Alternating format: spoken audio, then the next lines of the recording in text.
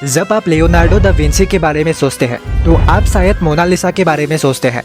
वैसे किसी से उनका तारीफ पूछेंगे तो वो यही कहेंगे कि लियोनार्डो दुनिया के सबसे फेमस कलाकारों में से एक है। ये भाई साहब ऐसे थे कि अगर टाइम मशीन होते तो उसको भी बना डालते। इन्होंने मोनालिसा की वो मुस्कान बनाई कि आज तक लोग सोचते रह जाते हैं कि वो हंस रही है या रो रही है। और उनके नोटबुक्स, उनमें तो ऐसे ऐसे स्केचेस भरे पड़े हैं कि लगता है आजकल के रोबोट्स भी उनके आगे पानी भरते रह जाए। आर्टिस्ट, इंजीनियरिंग, पेंटिंग, आर्किटेक्टिंग, स्कल्पटिंग, भाई साहब इतनी सारी चीज़ों पर अपना दिमाग घुसा रखा था। और हम क्या कर रहे हैं? खैर छोड़िए। दरअसल लियोनार्डो ने खुद को कभी एक आर्टिस्ट के रूप में नहीं देखा। जब लियोनार्डो काम की तलाश में मिलान के शासक को चिट्ठी में अपने 10 अलग अलग स्किल्स के बारे में बताया था तो उसमें उसने ये अलग से मेंशन किया था कि वो पेंटिंग भी कर लेता है। कहता है लियोनार्डो कभी एक काम पर नहीं रुकते, हर आइडियाज को हकीकत में बदलने की कोशिश में रहते। लेकिन मरते वक्त लियोनार्डो को इस बात का अफसोस था कि वो दुनिया को अपना बेहतरीन नहीं दे सके। 1452 में फ्लोरेंस के पास विंची नाम के एक गांव में ये पैदा हुए थे, जो एक किसान की बेटी और सरकारी वकील का बेटा था।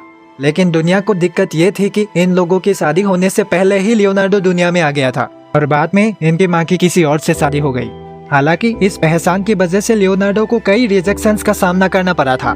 वैसे लियोनार्डो को कई स्कूली शिक्षा तो नहीं मिले, फिर भी ये चीजों को जानने और समझने के दिलचस्पी रखते थे। पेंटिंग के शौकीन थे तो पिता ने बच्चे के टैलेंट पहचाना और शहर के एक जाने माने आर्टिस्ट के पास भेज दिया। लेकिन विंची ने जब एक एंजल की पेंटिंग बनाने में गुरुजी की मदद की तो उसका कलाकारी गुरु के मुकाबले इतना बेहतर साबित हुआ कि गुरुजी ने फिर कभी पेंट ब्रश न उठाने की कसम खा ली। लेकिन लियोनार्डो एक बेहद धीमा पेंटर था, क्योंकि उनके कई काम उनके मरने के बाद भी खत्म नहीं हुए। वो तो उनके कुछ साथियों की मिलीभगत थी जो अपने गुरु के कुछ अधूरे कामों को पूरा करने की कोशिश की। कलाकार तो थे ही, पर विंची को यह भी बड़ा शौक था कि इंसान के शरीर के अंदर क्या चल रहा है। अगर लियोनार्डो 1500 के दशक में इंसानी शरीर की बनावट के बारे में जानना चाहते थे तो ऐसा करने का कोई आसान तरीका नहीं था, सिवाय लाशों को जांच किए। कोई मेडिकल टेक्स्ट बुक नहीं था, इंटरनेट की तो बात ही मत कीजिए। फिर भी डॉक्टर साहब को जानना तो था ही। 30 से ज्यादा लाशों पर वो अपना हाथ आजमा चुके थे। हजारों पेजेस को नोट्स और डायग्राम्स से भर दिया था। अगर किसी को पढ़ने में परेशानी हो रही है तो मैं बता दूं कि विंची को उल्टा लिखने का शौक था, साथ में लेफ्ट हैंडेड भी। लोग इसलिए शायद आईने में आंखें डाल डाल कर विंची के लिखावटों को पढ़ने की कोशिश करते हैं, या फिर शायद विंची को इन सब के बारे में किसी को बताने का इरादा नहीं था। शायद विंची को इस बात का डर था कि उनके कामों को कोई मजाक में ना उड़ा दे। क्या पता किसी को कुछ समझ में आए या ना आए, क्योंकि विंची अपने जमाने से आगे जो था। शायद इसलिए इन नोट्स को विंची के मरने के 250 सालों से भी ज्यादा वक्त तक खोजे नहीं गए थे।